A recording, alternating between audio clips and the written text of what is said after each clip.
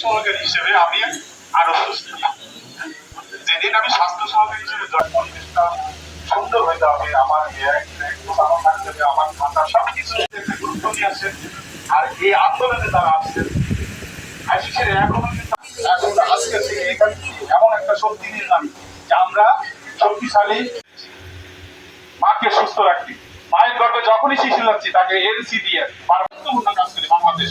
আমি মনে করি যে বাংলাদেশের যত দরকার আছে, যত দায়িত্ব, তাকে শিক্ষা দিতে, তারপরে তার কর্ম, সেদিক দিয়ে সবচাইতে গুরুত্বপূর্ণ।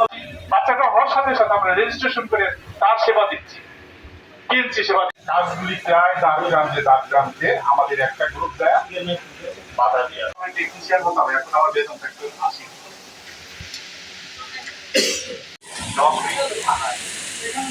সেটা কি করবো, ফেলে দেবো না?